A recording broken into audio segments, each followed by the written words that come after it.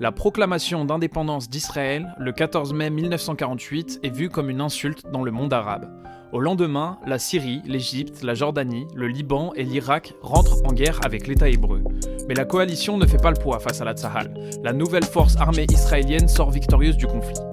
Comme conséquence, le territoire devient plus grand et absorbe des terres palestiniennes. Plus de 700 000 réfugiés palestiniens fuient vers les pays voisins où ils vivent pour la majorité dans des camps de fortune. Face à ce triste constat, en 1964, l'OLP est créée. Le mouvement est notamment soutenu par l'Égypte d'Abdel Nasser, symbole de la lutte anti-impérialiste. En 1967, la guerre des 6 jours éclate. L'Égypte, la Syrie et la Jordanie entrent une nouvelle fois en guerre avec Israël, mais ils sont encore vaincus. Cette fois, le bilan est plus lourd.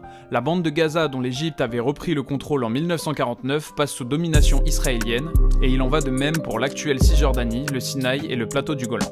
Pour regagner le Sinaï, l'Égypte devient en 1979 le premier pays à reconnaître et à faire la paix avec Israël.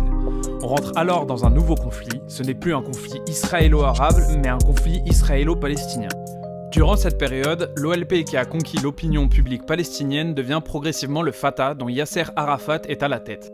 L'organisation participe à créer un esprit de révolte chez les jeunes qui vont mener à la première Intifada en 1987. Face à cette révolte, des pourparlers ont lieu pour la première fois entre Israéliens et Palestiniens.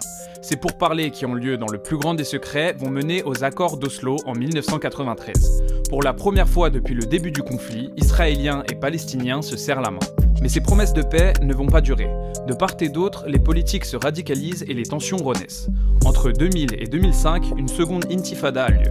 Elle fait, selon les bilans, autour de 3000 morts du côté palestinien et autour de 1000 morts pour les Israéliens.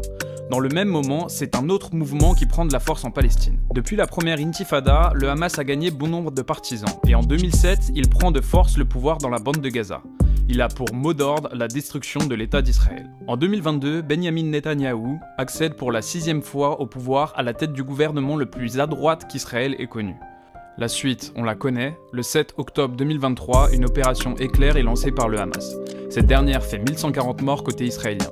En réponse, et depuis plus de 100 jours maintenant, le gouvernement de Netanyahou bombarde et mène des opérations terrestres à Gaza. Le bilan de ces opérations est désastreux. Au moment de l'écriture de cette vidéo, 25 105 morts sont décomptés, dont 5 350 enfants, et rien ne nous dit pour l'instant que ces tueries vont s'arrêter.